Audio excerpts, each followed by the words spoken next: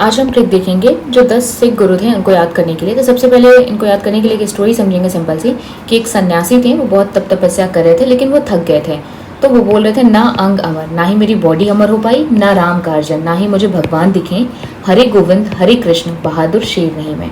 ना अंग अमर, ना राम का अर्जन, हरे गोविंद हरे कृष्ण बहादुर शेर नहीं मैं। चलिए कैसे याद रखेंगे। ना से होंगे नानक देव, अंग से अंगद, अमर से अमरदास, ना राम का अर्जन तो राम से रामदास, अर्जन से अर्जुन देव, हरे गोविंद से हर गोविंद, हरे कृष्ण, हरे से हर राय, कृष्ण से हर कृष्ण, बहादुर शेर नहीं मैं। तो बहादुर से तेग बहादुर, शेर से गोविंद सिंह, सिंह का मतलब शेर, शेर नहीं मैं। ना अंग अमर, ना राम का अर्जन,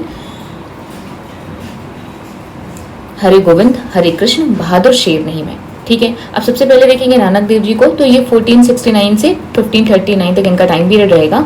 और सबसे पहले ये है, ये तो हमें याद होता है, देव, और देवों को सबसे पहले लाइन में खड़ा किया जाता है। तो first to stand in queue कौन होंगे, देव लोग होते हैं। तो नानक देव का देव याद रखिएगा। अब लाइन में सबसे पहले खड़े होने वाले हैं, मतलब ये अपनी कतार बना रहे हैं। कतार से हमें क्या याद रखना है, करतारपुर साहिब। तो नानक देव जी ने स्टैब्लिश क्या किया था, करतारपुर साहिब की स्थापना करी थी। और यही वेद की अथॉरिटी को रिजेक्ट करेंगे। और ये कंटेम्प्रेरी है किसके, हुमायूं और बाबर के। दूसरे हैं ना अंग अमर, तो अंग से अंगद देव जी। तो 1504 से 1522 तक लगभग है इनका। और ये अकबर के टाइम पे थे। और इन्होंने ही क्या किया, गुरुमुखी स्क्रिप्ट जो है उसका नींव डाला। अब देखिए, सबसे पहले आपने तो कतार बनाई, मतलब लाइन बनाई करतारपुर साहिब, नानक देव जी ने। फिर अब आपने लाइन तो बना दिया, वेदों की अथॉरिटी को रिजेक्ट कर दिया, तो अपनी कुछ चीजें आप लिखोगे। तो उसके लिए इन्होंने बनाई गुरुमुखी स्क्रिप्ट जो है, इसने गुरु अंगद देव जी ने। तो ना अंग अमर, अमर से अमरदास। तो देखिए इसमें अमर भी है, दास भी है, मतलब आपने कुछ ऐसा किया कि आप अमर भी हो गए और दास भी बन गए, मतलब आपने कुछ शादी जैसा कर लिया। तो बस ऐसे याद रखना है हमें। तो ये किससे एसोसिएटेड है, आनंद कराज मैरिज, जो कि था जस्ट अपोजिट किसका, हिंदू ऑर्थोडॉक्स मैरिज सिस्टम का। और ये भी अकबर के टाइम पे थे। तो अंगद और अमरदास दोनों अकबर के टाइम पीरियड पे थे। फोर्थ वन है ना अंग अमर, ना राम का अर्जन। तो राम से रामदास, इन्होंने क्या किया, फाउंड करा अमृतसर सिटी को 1577 में, जिसका पुराना नाम क्या था, रामदासपुर। तो रामदासपुर, अमृतसर तब नहीं बोलते थे। और इन्होंने ही कंस्ट्रक्शन शुरू करवाया था गोल्डन टेम्पल का। नेक्स्ट आएंगे हमारे ना अंग अमर, ना राम का अर्जन। अर्जन से मतलब अर्जुन देव जी। तो सबसे पहले किससे एसोसिएटेड है, ये सुखमनी साहिब जो प्लेस है उसकी स्थापना से एसोसिएटेड है। और देखिए दो गुरु हैं, एक गुरु तेग बहादुर हैं, जिनको एग्जीक्यूट कौन कराएंगे, ये जो है औरंगजेब ये कराएगा। और गुरु अर्जुन देव जी हैं, इनको एग्जीक्यूट किसने कराया था, जहांगीर ने कराया था। अब याद कैसे हम रखेंगे, तो अर्जुन का जे, तो जहांगीर एग्जीक्यूट कराए थे अर्जुन देव जी को।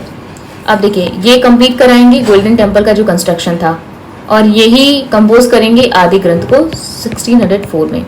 नेक्स्ट है 61 हमारे गुरु हरगोविंद जी। तो देखिए अब अर्जुन देव को तो एग्जीक्यूट करा दिया जहांगीर ने, फिर ये आएंगे ऐसे कैसे हो गया, तो ये वॉर छेड़ देंगे जहांगीर और बाकी जो मुगल किंग्स थे उनके अगेंस्ट में। तो अब इन्होंने जो वॉर छेड़ी, इसकी वजह से इनको क्या बोला गया कि ये सच्चे बादशाह थे। अब ये सच्चे बादशाह थे, वॉर छेड़ दी थी, वॉर मतलब मिलिट्री कम्युनिटी की तरफ देखा जाने लगा इनको। और इसी वजह से इनका क्या टेन्योर जो है वो लॉन्गेस्ट टेन्योर है, हमें ऐसे याद रखना है। और इन्होंने ही अकाल तख्त की स्थापना की और फोर्टिफाई कराया अमृतसर सिटी को। नेक्स्ट आएंगे हर राय, 7th वन, जो कि औरंगजेब के साथ पीस करेंगे। फिर उसके बाद आते हैं हरकृष्ण। अब कृष्ण जी का जब नाम आता है तो यंगनेस, उससे संबंधित कुछ याद आता हमें कि बहुत लीलाएं करते थे। तो बस वही हमें याद रखना है कि हर कृष्ण जो थे वो यंगेस्ट गुरु थे। और इनको भी औरंगजेब बुलाता है कि भाई आप ब्लास्फेमी कर रहे हैं, धर्म के खिलाफ बातें भड़का रहे हैं लोगों में, तो इसलिए इधर है। फिर नेक्स्ट है तेग बहादुर जी। तो इन्होंने क्या करा था, ही फाउंडेड आनंदपुर साहिब। ठीक है, और इनको वही अभी बताया कि एग्जीक्यूट कराया था औरंगजेब ने।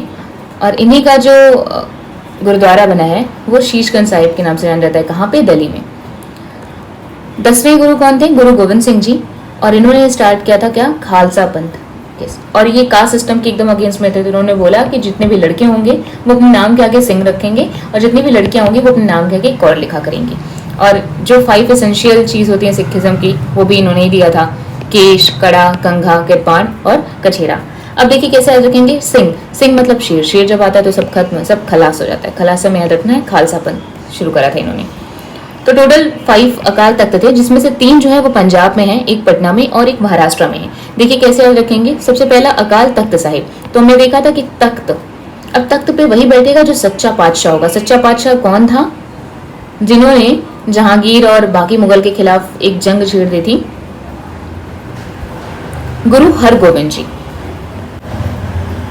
ठीक, तो अकाल तख्त साहिब जो है ये किससे संबंधित है? गुरु हरगोबिंद जी से हैं और ये अमृतसर में है। नेक्स्ट है तख्त श्री केशगढ़ साहिब। तो केशगढ़ से कैसे आते? गढ़ से घर, घर में क्या हुआ था? खालसा पंथ शुरू हुआ था और ये कहाँ पे है? आनंदपुर पंजाब में। उसके बाद तख्त श्री दमदमा साहिब, ये कहाँ पे है? तलवंडी में है। पटना में क्या है? तख्त श्री पटना साहिब, तो नाम से ही दिख रहा है। महाराष्ट्र में है तख्त श्री हजूर साहिब, और यहीं पे क्या? गोविंद सिंह जी की डेथ हुई थी। तो ये रहे हमारे पूरे सिख गुरु।